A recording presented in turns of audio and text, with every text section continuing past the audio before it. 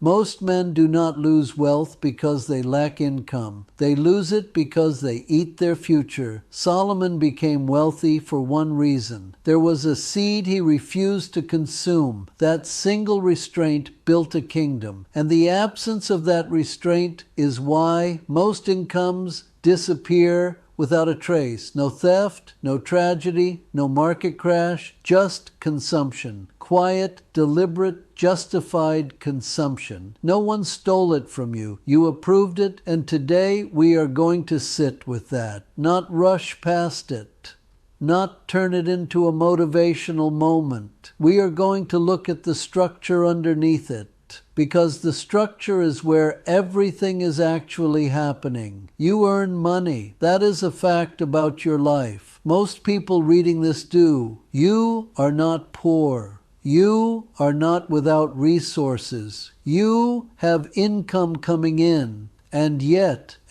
something is not building. Something is not compounding. Something is not accumulating into the kind of wealth that looks like security, like freedom, like legacy. And you have felt that gap. The gap between what you earn and what you have. That gap has a name. That gap is not a financial problem. That gap is a consumption pattern. And consumption patterns are not fixed with more income. They are fixed by understanding what a seed is and what happens when a seed gets eaten. Let us slow down here, because the word seed is going to do a lot of work in this conversation.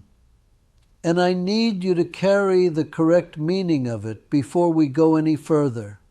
A seed is not a small amount of money. A seed is not whatever is left over after you spend. A seed is a unit of future productive capacity that you choose not to convert into present consumption. That is what a seed is. It is future capacity. It is something that contains within it the potential to produce more than itself, but only if it is not eaten. The moment you eat a seed, it stops being a seed. It becomes calories. It satisfies something right now, and it is gone. The yield it could have produced never arrives, and you never mourn what you never saw. That is the quiet part. That is what makes this pattern so dangerous. You never grieve the harvest that never came because you consumed the seed that would have produced it. Solomon understood this at a level that most people reading scripture miss entirely. We look at Solomon and we see his wealth, the gold, the structures he built, the trade networks he commanded, the scale of his operations, and we think that wealth came to Solomon because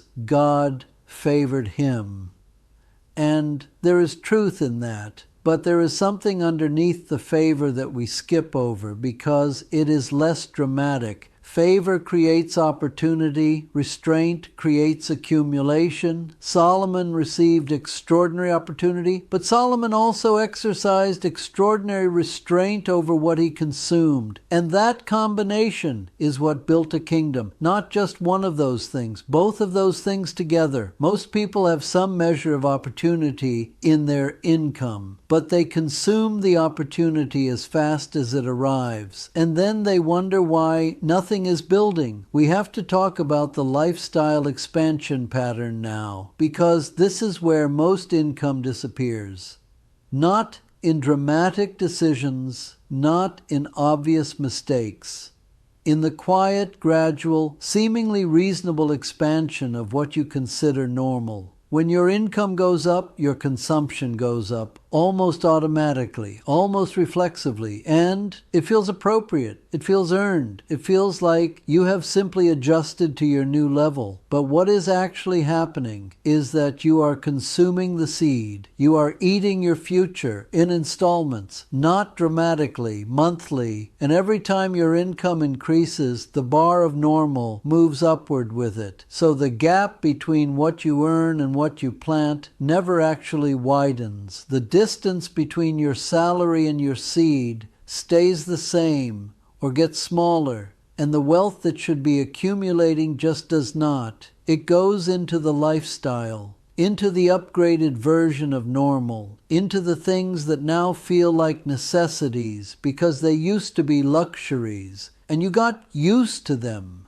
This is not a judgment about what you spend money on. I am not here to tell you that you should not have nice things. That is not the conversation. The conversation is structural. The structure of what is happening when income increases and consumption increases at the same rate or faster. The structure of that pattern produces a specific outcome regardless of the person inside it. The outcome is this: you earn more, you spend more. Your lifestyle expands, your cost of living increases, your obligations grow, and you now require more income just to maintain the life you have built at the current level. You are on a treadmill. It feels like motion. It is maintenance.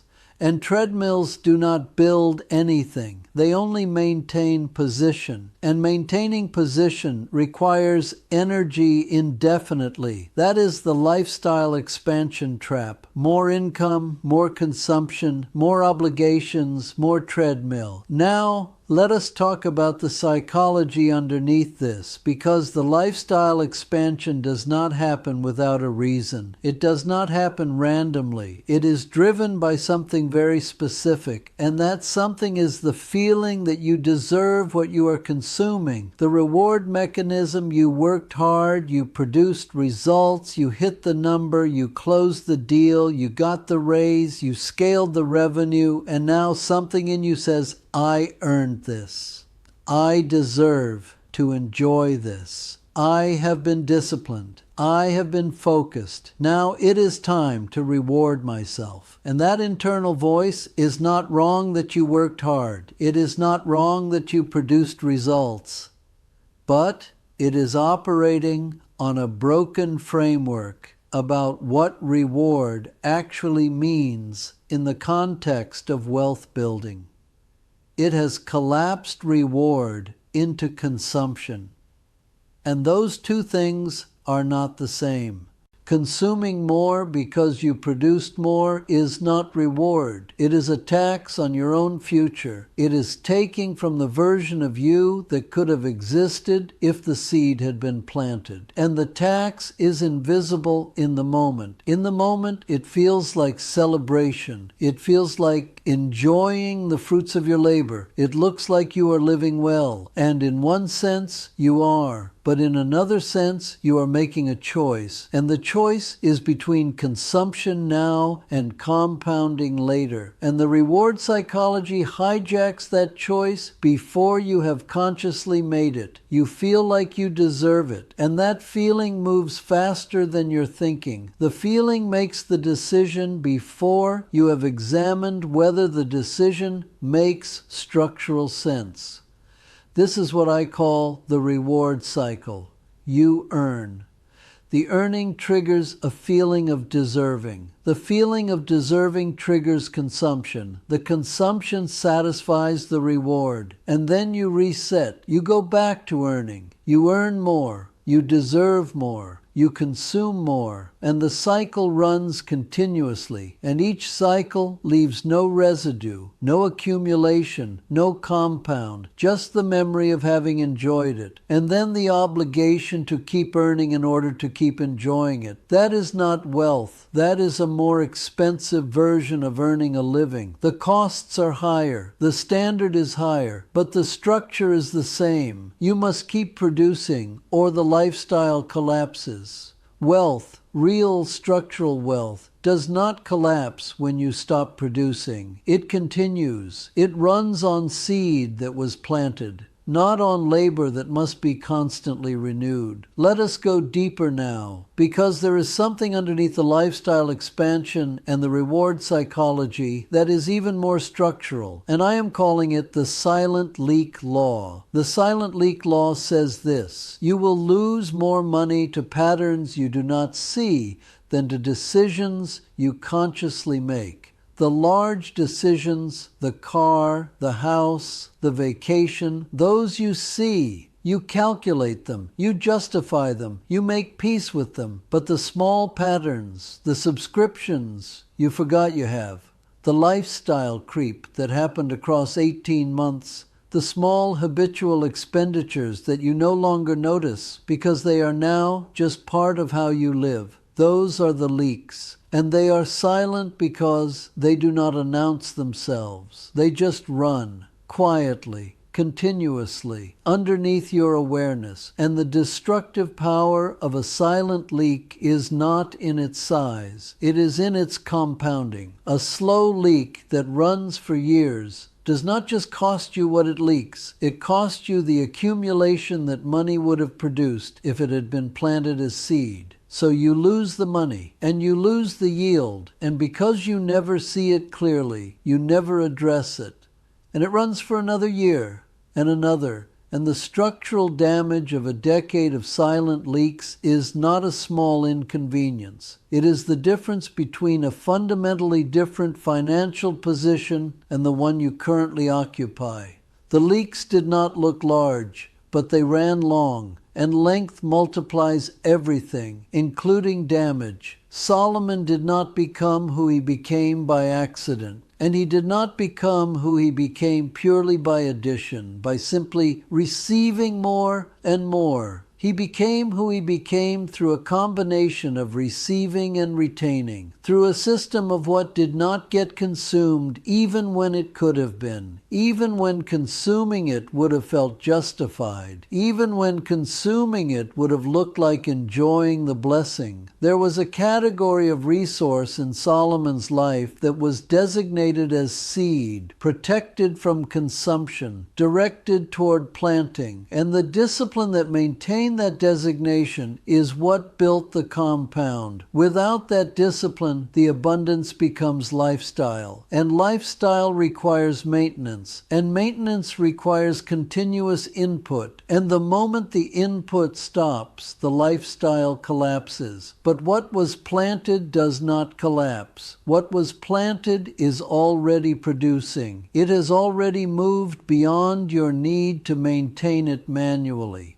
Now, I want to bring this into the modern income landscape, because the patterns Solomon navigated were simple in comparison to what you are navigating right now. Solomon did not have a smartphone that could facilitate a purchase in 30 seconds. Solomon did not live inside a digital environment specifically engineered to convert your attention into your consumption. Solomon did not have a credit system that allows you to consume future seed before it even arrives. These are new structural pressures, and they are not small pressures, they are enormous pressures. The modern economy is not neutral about your consumption. It is not indifferent to whether you spend or save. It has a position. It has been engineered by people who have studied your psychology with extreme precision, and their interest is that you consume, because your spending is someone else's seed, continuously, more this month than last month, more next quarter than this quarter, more at every stage of your income growth than you consumed at the previous stage. The system knows about lifestyle expansion. The system relies on lifestyle expansion. Every time your income increases,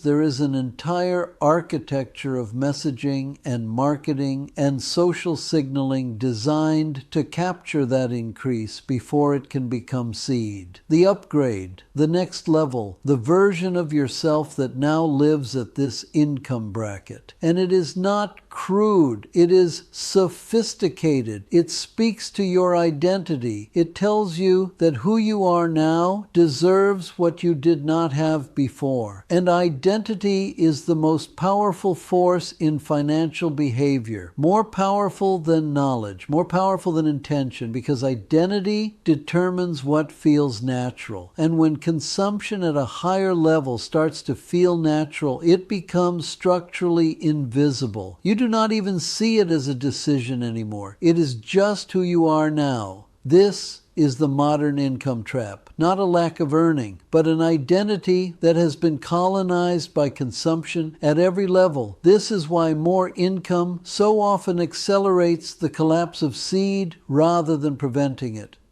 Because without a structural change in what is designated as seed, more income simply means more available for consumption. and the lifestyle will expand to meet it.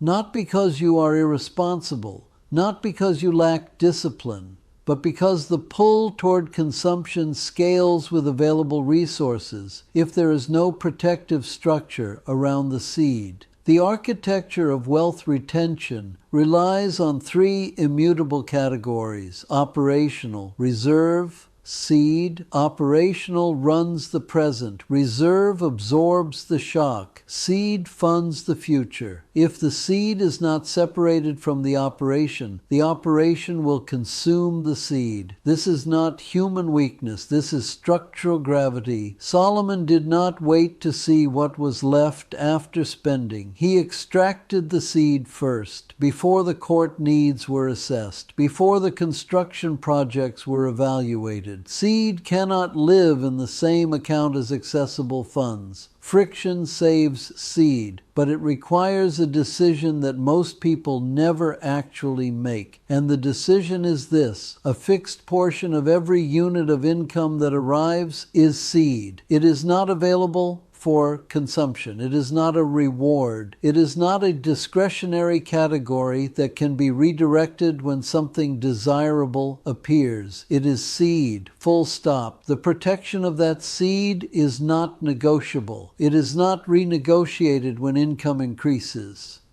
It does not get absorbed into the lifestyle upgrade. It stays as seed. And the discipline to maintain that designation is not maintained by motivation. Motivation fluctuates. It is maintained by structure, by removing the seed from the available pool before consumption decisions are made, by making it structurally inaccessible, not emotionally inaccessible, structurally inaccessible. Because emotion will always find a reason to access what is reachable. Your mind is creative. When you want something and the money is technically available, you will find a reason. The reason will be good. It will be logical. It will be framed as an exception. But the exception to the seed rule is always the beginning of the seed's consumption. Once you have consumed seed and called it an exception, the category of exception grows because your mind learns that the seed is accessible, and accessible things get consumed. Structural inaccessibility removes the conversation entirely. You cannot deliberate about spending money that is not in front of you, and that is not discipline. That is design, and design is what Solomon operated inside of, a structure of management over what he had been given that ensured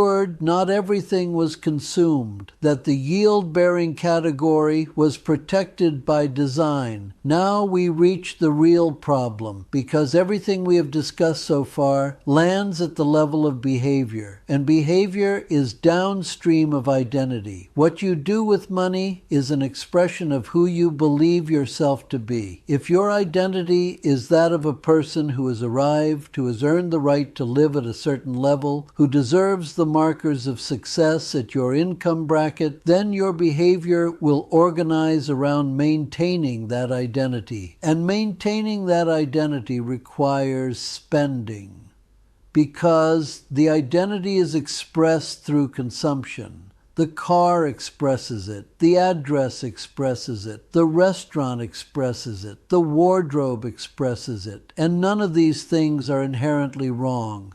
But if the only way you can experience yourself as successful is through what you consume, then you will consume your seed to maintain the experience. You will eat your future in order to feel like you have arrived in the present. The identity shift that matters is the shift from consumer to architect. The consumer experiences success through what he consumes. The architect experiences success through what he is building. Behavior follows identity. Always, if you still identify as a consumer, your income will always leak. Volume 1 begins the reconstruction of that identity. This is the exposure that this entire conversation has been building toward. Your income is not the variable. Your identity is the variable. Who you believe yourself to be in relationship to money is the variable. If you are a consumer who earns well, more income gives you more to consume. If you are an architect who earns well, more income gives you more to plant. And the difference in outcome over a decade is not marginal, it is total. It is the difference between a life that requires you to keep running the treadmill and a life that runs on what was planted.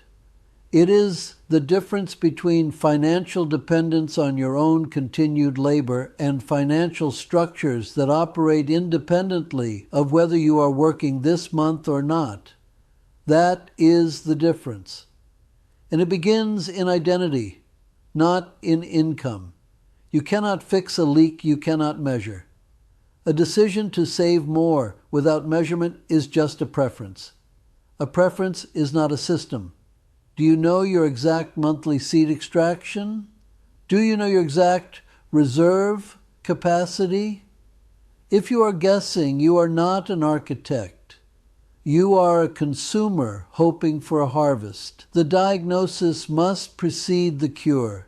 If you do not know your numbers, you are guessing. The vessel inspection protocol exists for that reason. Do not attempt to build until you have been inspected. And then look at the seed. What portion of what arrives is designated as seed before consumption decisions are made? Not what is left over, not what remains after everything else has been handled. What is designated at the beginning as seed and protected from consumption by structure? Because the residual model of saving whatever is left after you spend, is a consumption-first model. And in a consumption-first model, consumption will always win. Not because you are weak, because the forces pulling toward consumption are structural and sophisticated and continuous, and residual saving is not structural enough to resist them. Seed must be designated before consumption, not after, before. This is the structural law, and every version of wealth that has been built on earned income has operated inside some version of this law. The names change, the frameworks change, but the underlying structure is the same. Seed designated, seed protected, seed planted, yield arriving, not all at once, over time, compounding. That is the Solomon model, not complicated, but costly. Not costly in money, costly in the willingness to not consume what you could consume. Costly in the willingness to maintain a designation that the consumption pressure will continuously challenge. Every month, every income increase, every time something appears that you could justify purchasing, every time the reward psychology activates, every time you feel like you have earned the upgrade, the seed must still be protected, not because you do not deserve good things, but because the seed is what builds the structure inside which good things become available without consuming your future to access them. That is the difference. Consuming your future to access things now versus building a structure that generates access over time without requiring you to continuously sacrifice future capacity. Solomon's restraint was not poverty. It was not asceticism. Solomon lived extraordinarily well. The scripture is clear about that. But the living well did not consume all available resource.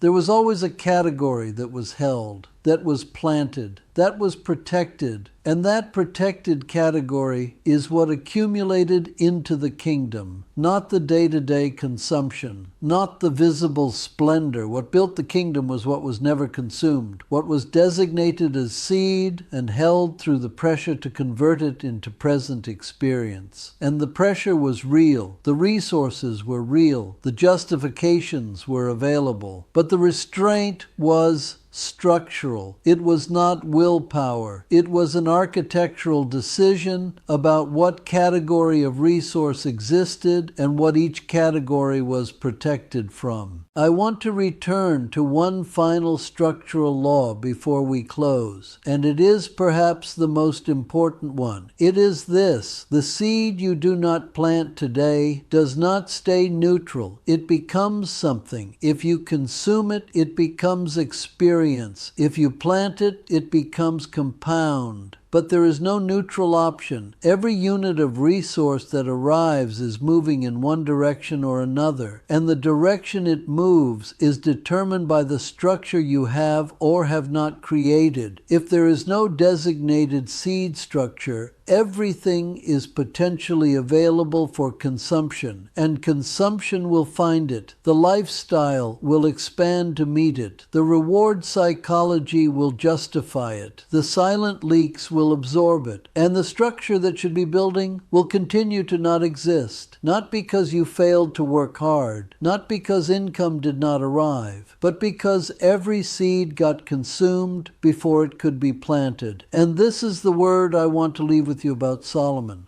Solomon did not consume the seed, not once as a policy, as a structural reality of how he managed what had been entrusted to him. The seed had a designated destination. It was not the market, it was not the reward, it was not the upgrade. It went where seeds go, into the ground, into the structure, into the thing that grows slowly and quietly. And then one day you look at it and it is a kingdom. And you wonder when it happened. It happened in the restraint. It happened in the moment of not consuming what could have been consumed. It happened in the quiet decision to protect the seed when every rational argument for using it was available and persuasive. It happened in the architecture, in the design, in the structural designation that held seed in its category, regardless of the pressure against it. That is the law this episode has been exposing, not as motivation, as structure. You can see it clearly now. You can see where your own pattern sits inside of it. You can see what is functioning as seed in your current life and what is functioning as consumption that presents itself as necessary. You do not need a specific percentage. You need the clarity of the structure. And with that clarity, the question becomes simple. What in your current financial life is functioning as seed and what is functioning as consumption? And once you see that clearly, the next question follows. What would it take to protect the seed from conversion into consumption? Not perfectly, not all at once, structurally, by design, in a way that holds through the pressure. You already know where the seed is leaking. If this law unsettles you, it should. Volume 2 of Wealth is a seed builds the structural framework around exactly this question, not as financial advice, as architectural extension of what we have been building together in this series. The framework for how seed gets designated, protected, and positioned to compound. If this conversation is landed, that is the natural extension of it. But for now, what you carry out of this conversation is enough to begin seeing differently. And different seeing produces different structure. And different structure produces different outcome. Not next month, not dramatically, structurally, over time, in the quiet compounding way that seed always produces. Not in a day, but inevitably, if it is planted and not consumed. The next structural law is already waiting, and when you are ready, it will meet you where you are. Your soul is the blueprint. Your life is the construction. Shalom, my friend. Now let's build the life God designed for you.